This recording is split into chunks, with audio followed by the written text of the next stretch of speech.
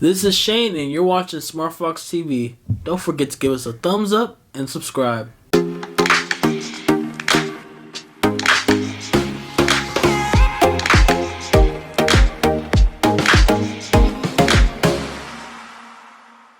In celebration of Asian Pacific American Heritage Month, I wanted to cover an array of comfort foods from a few Asian countries that may make some people pretty nostalgic or hungry. Here are a few dishes. In Japan, aside from ramen, the much simpler udon noodle soup warms you up. It contains chewy, bouncy, and thick noodles called udon, which you can often find in the frozen section of most Asian markets if you wish to make your own. The broth is often light, typically only flavored with dashi, soy sauce, and mirin, although some folks may wish to use miso, a fermented soybean paste, to flavor their soup. In China, aside from congee or rice porridge, they have wonton soup, which you can often find on the breakfast menu at many early morning Chinese restaurants. Unlike typical dumpling soups, wonton has a flowy, soft wrap that feels like fluffy clouds when you slurp it up and eat it with the broth. Similar to udon noodle, wonton soup is often pretty light in flavor so that you can get a bit of protein and chew from the wonton, along with the crunch of some fresh greens as you slurp up the soup. In South Korea, there are plenty of hearty and spicy soups to choose from, but budae-jjigae, also known as army stew, is a fusion of Korean and American products thrown into one savory stew that is still very popular today due to its ease of preparation.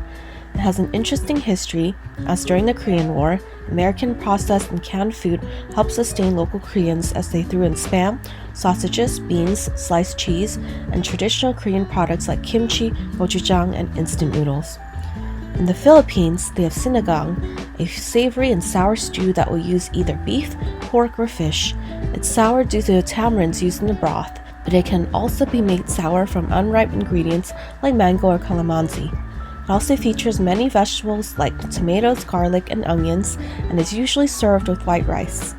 In Malaysia, they have Penang Char Cueto, which is a stir-fried noodle dish that emanates a smoky flavor from the way it's cooked with dark and light soy sauce, oyster sauce, sambal, and sugar. It's often mixed with other items like eggs, bean sprouts, Chinese sausage, chives, and prawns. In Vietnam, it's no surprise that major comfort food is the pho noodle dish, which has quite a popularity in the States like Japan's ramen. Pho broth is usually beef-based with various spices and is cooked for many hours.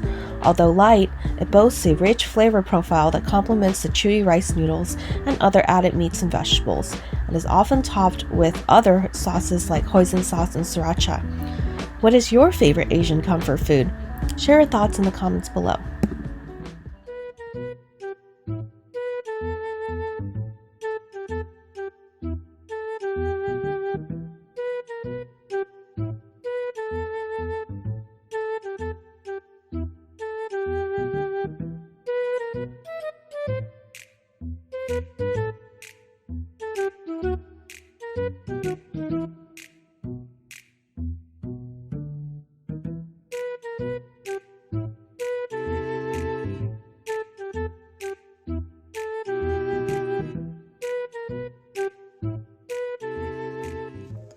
Welcome back to Smart Fox News. In sports, Dallas and Phoenix tied 2-2. Miami and Philly tied 2-2. Milwaukee beating Boston 2-1. And Golden State beating Memphis 2-1. Today's games will be Milwaukee Bucks and Boston Celtics, who play at 4:30 West Coast time, and Golden State Warriors and Memphis Grizzlies, who play at 7 o'clock West Coast time. In movie news, Doctor Strange in the Multiverse of Madness is off to a strong start as it has not only won the domestic weekend box office with ticket sales of $185 million, but it has also secured the 11th best domestic opening of all time. In art news, Laura Young, the owner of a vintage goods shop in Austin, Texas, spotted a carved marble bust priced at $34.99 at a local Goodwill. It was 52 pounds, looked very old, after she had an expert examination reveal that it was, in fact, ancient. It dated back into the 1st century CE and had once been a collection of King Ludwig I of Bavaria. The ancient Roman bust may be depicting the Roman commander Drusus Germanicus. It will be returned to Germany's Bavarian administration of state-owned palaces, gardens, and lakes.